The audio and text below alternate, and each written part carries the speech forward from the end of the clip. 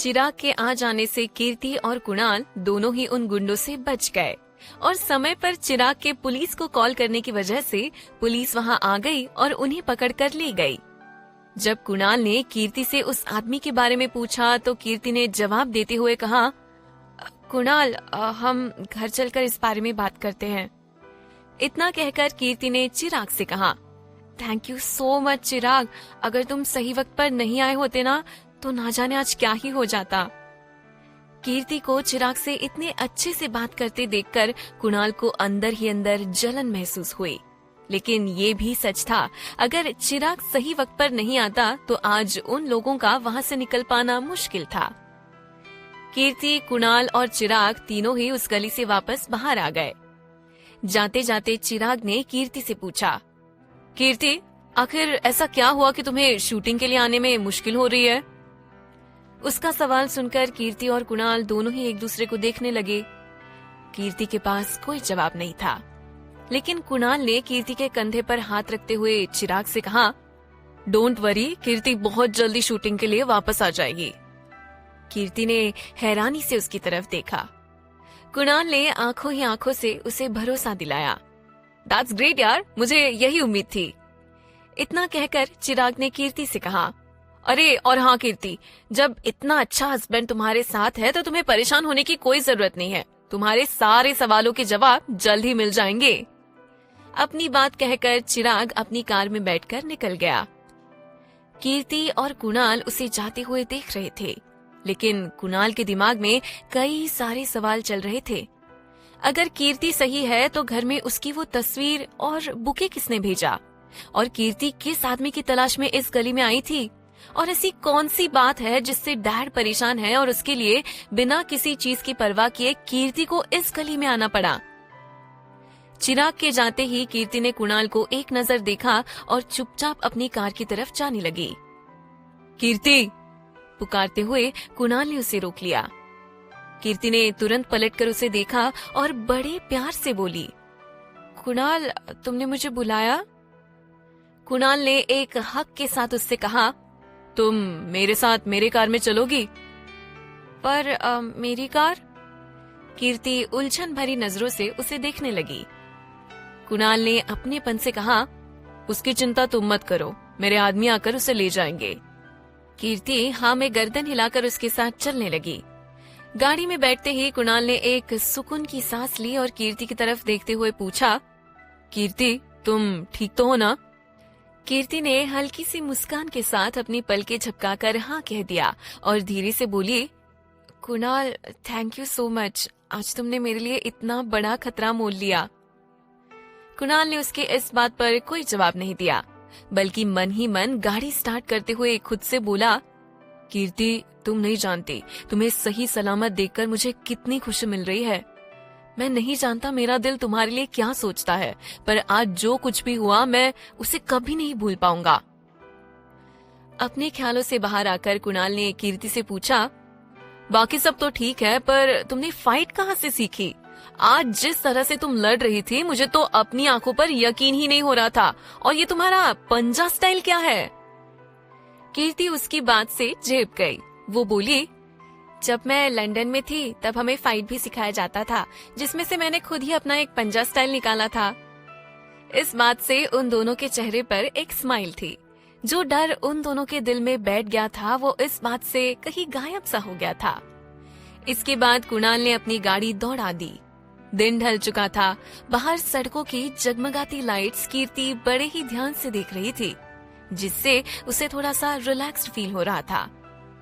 उसने सीट से टिककर अपनी आंखें बंद कर ली, लेकिन रह रहकर उसे आज का सारा मंजर याद आ रहा था। कीर्ति अपने ख्यालों में खोई हुई थी। तभी उसके कानों में एक गाने की धुन सुनाई पड़ी। छूकर मेरे मन को किया तूने क्या इशारा, बदला ये मौसम लगे प्यारा जग सारा, छूकर मेरे मन को किया तूने क्या इशारा।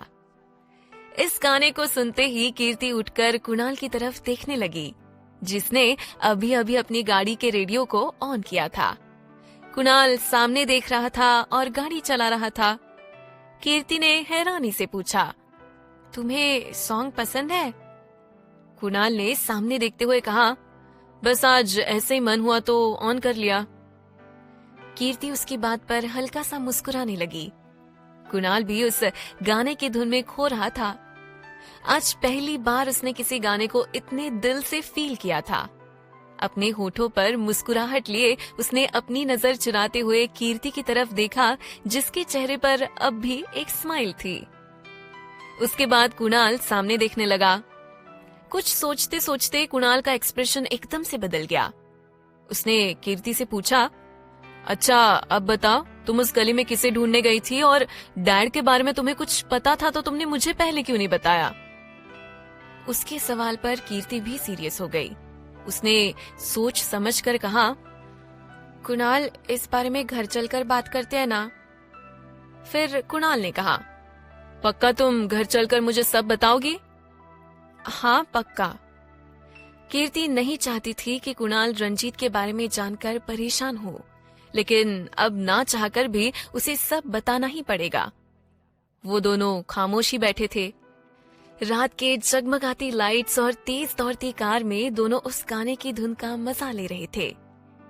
कुछ देर बाद कुणाल ने हंसते हुए कीर्ति से पूछा, अच्छा तो अब ये बताओ तुम्हें खाने में क्या पसंद है? कीर्ति अपनी फटी आंखों से उसकी तरफ देखने लगी और हैरानी से बोली, कुणाल ये तुम मुझसे क्या पूछ रहे हो? हाँ क्यों, नहीं पूछ सकता? नहीं नहीं ऐसा नहीं है। इस तरह दोनों आपस में एक दूसरे के पसंद और नापसंद के बारे में बात करते हुए घर पहुंच गए। वो दोनों जैसे ही अंदर आए, मिस्टर रंजीत और उनके साथ में मीनल दरवाजे पर ही खड़े थे। मिस्टर रंजीत का चेहरा बता रहा था कि वो कितने गुस्से में है। कीर्ति और कुणाल उन्हें देखते ही तुरंत रुक गए। उन्होंने पहले एक दूसरे को देखा और फिर टेंशन में आते हुए मिस्टर रंजीत की तरफ देखने लगे। कुणाल ने उन्हें समझाने की कोशिश करते हुए कहा, डैड वो आगे बोल पाता इससे पहले रंजीत ने अपना हाथ दिखाकर उसे रोक दिया और गुस्से भरे लहजे में बोले, मैंने कुछ पूछा? पर डैड आप नाराज लग रहे हैं। फिर रंजीत ने कहा, मैं नाराज रहूं या ना रहूं, मैं कुछ कहूं या ना कहूं, इस बात से तुम लोगों को क्या फर्क पड़ता है? तुम लोग तो वही करोगे जो तुम्हारा मन कहता है। अपनी बात कहकर उन्होंने कीर्ति की तरफ देखा और ताना मारते हुए बोले, क्यों कीर्ति बेटा? कीर्ति अंदर ही अंदर घबरा रही थी। वो तो उनसे अब नजरें भी नहीं मिला पा रही थी, लेकिन वो इतना तो समझ रही थी कि कहीं ना कहीं रंजीत किसी परेशानी में है जो उनसे ये सब करवा रहा है। अगले ही पल कुणाल ने मिस्टर रंजीत को समझाते हुए कहा, डैड मैं और कीर्ति साथ में थे, आप नहीं जानते कि आज। कुणाल उन्हें सारी बात बताने ही वाला था, लेकिन कीर्ति ने उसका हाथ कसकर पकड़ लिया। कुणाल ने जब उसकी तरफ देखा तो कीर्ति ने आंखों ही आंखों से उसे बताने से मना कर दिया। रंजीत ने ये बात नोटिस कर ली थी, लेकिन फिर भी उन्होंने झल्लाते हुए कहा, अगर मेरे बातों का, मेरे डिसीजन का कोई मतलब नहीं है, कोई वैल्यू नहीं है, तो फिर अब से मैं किसी से कुछ भी नहीं कहूंगा। कीर्ति और कुणाल दोनों ही उनकी बातें सुनकर चुपचाप खड़े थे।